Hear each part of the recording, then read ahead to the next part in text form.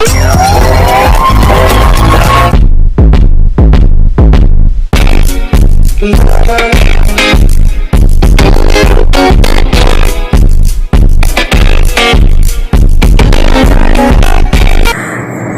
दर्शकों, मैं पूजा नाथ इन्वेस्टमेंट्स उल्वे से हूँ।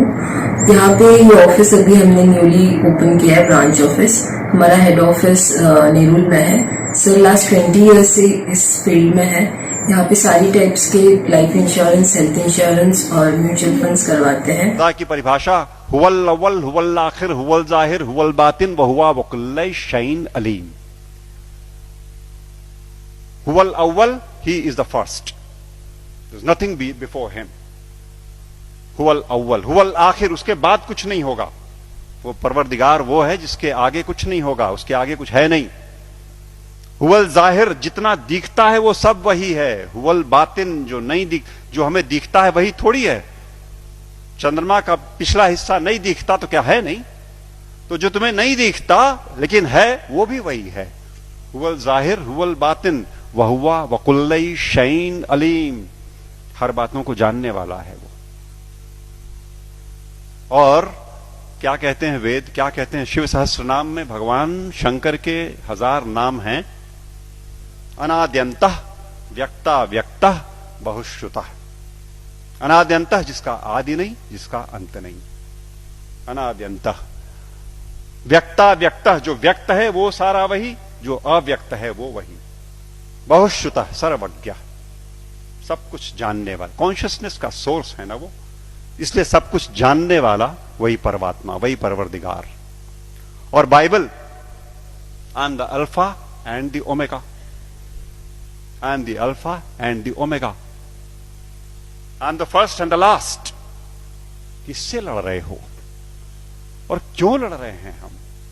हम क्यों नहीं कोर में जाते और उन एक बातों को देखते जो एकदम एक तरीके से डिफाइन करता है उस परमात्मा को, और उसको छोड़ करके हम छिलकों पे लड़ाइयां लड़ रहे हैं। गूदे छोड़ करके हम छिलकों पे लड़ाइयां लड़ रहे हैं, जाने गंवा रहे हैं, दुकानें जलाते हैं, शहर फूंक देते हैं, और अपने इस देश की और आसपास के पड़ोसी देशों में भी तबाहियां कटी हुई हैं छिलकों की लड़ाई पे।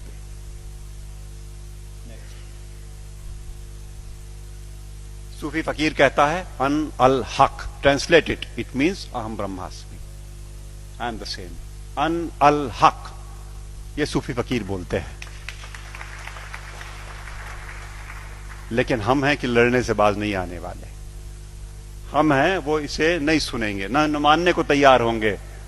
वो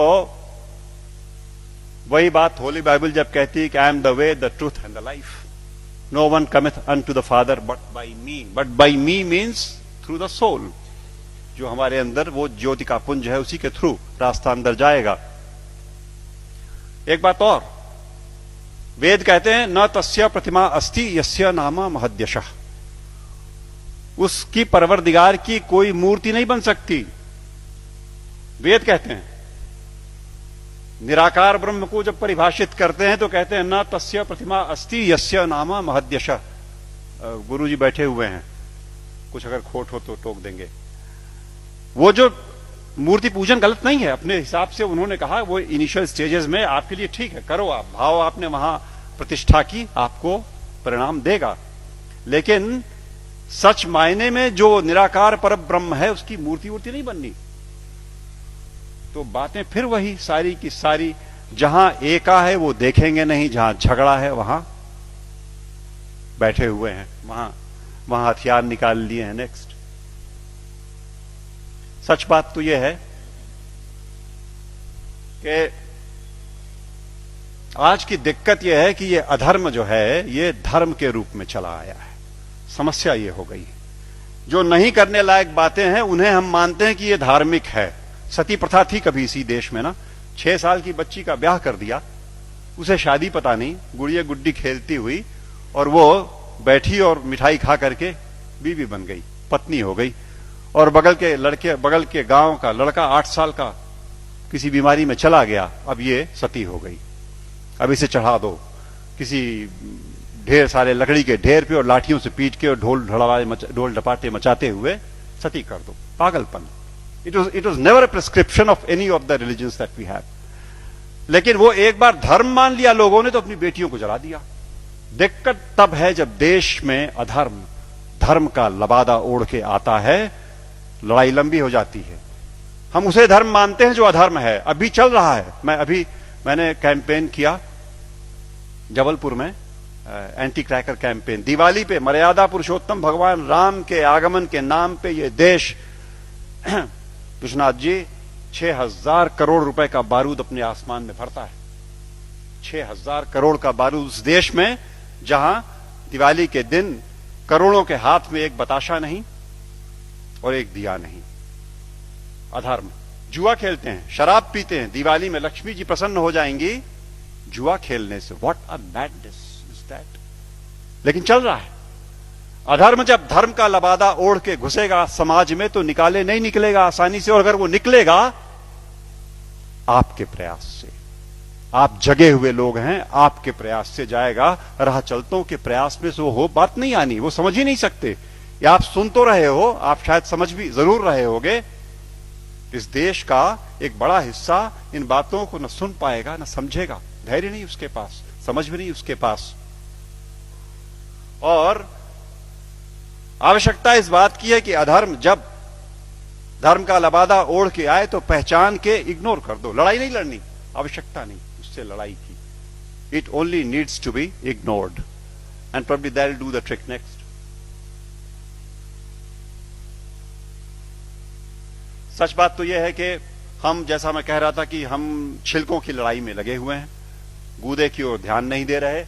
और मेरे घर पे मैं शाम को आसपास के मोहल्ले के गरीब बच्चों को पढ़ाता हूं, थोड़े से। उन्हें रोज एक टॉफी एक बच्चे को देता हूं, उनको इनकरेज करने को कि वो आए। और वो अब जाके थमा है कुछ दिनों पहले, वरना रोज का झगड़ा था। एक टॉफी लाल रैपर में, हरे रैपर में, पर्पल रैपर में। वो मुझे लाल चाहिए सर, मुझे हरी वाली चाहिए। लड़ने पे आमादा आपस में। और जिसे हरी मिल गई वो उछलता है, अंदर बिल्कुल एक चीज, लेकिन वो रैपरों की लड़ाई में परेशान। हमारा सारा देश आज इस धार्मिक रैपर की लड़ाई में गुथा हुआ।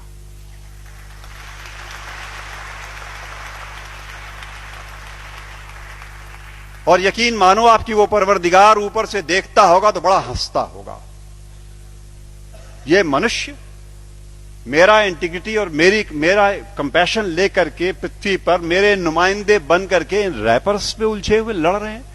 और ये मेरे घर की छत के बच्चे तो चलो खाली आवाज कशी करते हैं, यहां तो चाकू लगा देते पेट में, यहां तो जान मार देंगे, दुकानें जला देंगे, शहर लूट लेंगे। उन रैपर्स की लड़ाई में कब तक चलेगा मित्रों? सच बात तो यह है, मैं हल्का महसूस कर रहा हूं आज आपके बीच में ये बातें कह करके। मैंने ये बोझ उतार करके आपके कंधे पे डाला।